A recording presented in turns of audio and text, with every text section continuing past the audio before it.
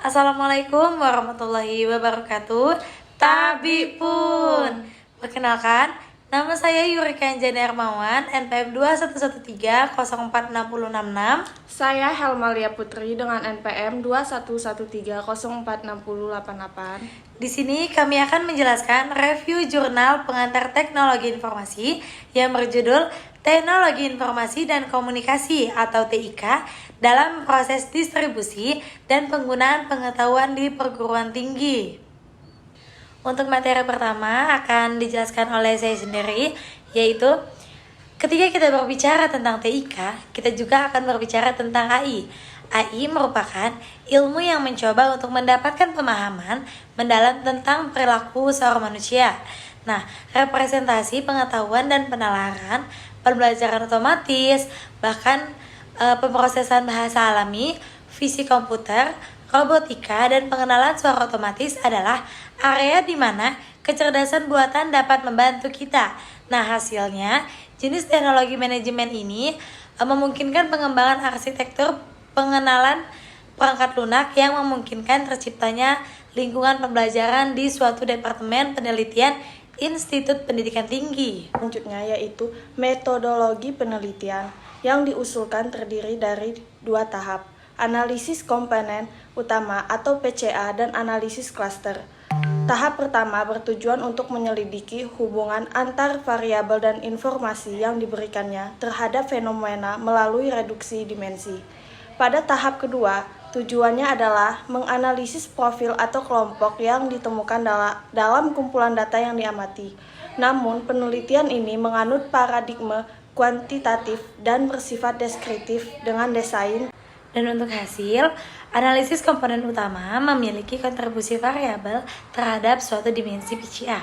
Terlihat bahwa pada dimensi pertama, variabel yang memberikan kontribusi terbesar adalah yang berkaitan dengan item dengan penelitian.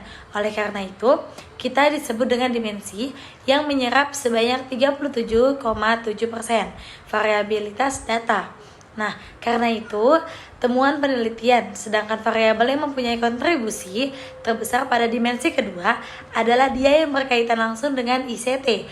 Nah, oleh karena itu, dimensi kedua juga menyerap sekitar 37% variabilitas data yang disebut pemanfaatan ICT. Nah, sedangkan analisis klaster yaitu algoritma K-means itu digunakan untuk menentukan semua jumlah klaster dengan sejumlah sentroid berkisar antara 2 hingga 6. Nah, mengenai variabel perlu diperhatikan bahwa arah satu variabel menunjukkan pertumbuhannya.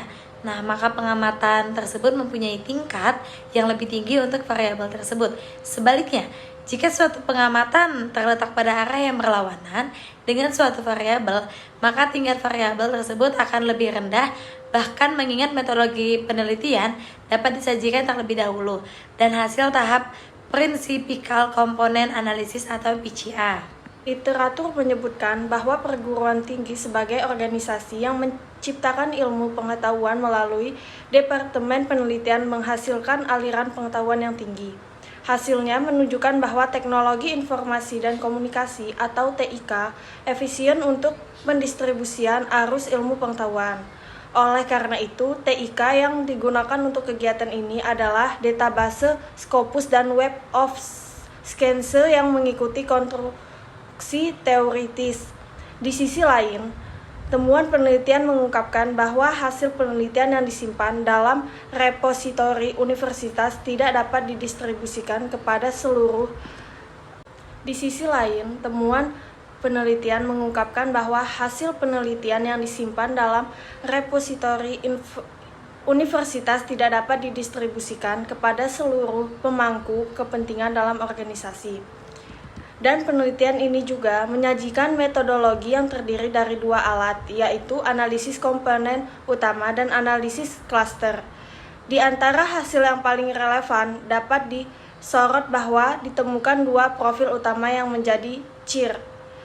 Algoritma K-means digunakan untuk menentukan jumlah klaster dengan jumlah centroid berkisar antara 2 hingga 6. Hasilnya, nilai Silholte terbesar adalah sekitar 0,3 yang menunjukkan bahwa dua klaster merupakan kuantitas terbaik. Untuk materi yang terakhir yaitu kesimpulan.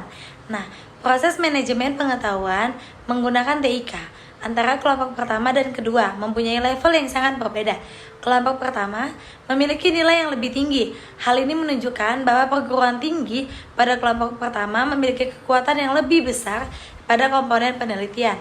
Artinya, mereka mengelola promosi dan diseminasi penelitian di ruang akademik yang menunjukkan bahwa universitas-universitas itu sangat memfokuskan upaya mereka pada pengelolaan TIK sebagai sarana manajemen pengetahuan. Mungkin itu saja materi yang dapat kami sampaikan. Kurang lebihnya kami mohon maaf. Kami akhiri. Wassalamualaikum warahmatullahi wabarakatuh. See you, bye-bye.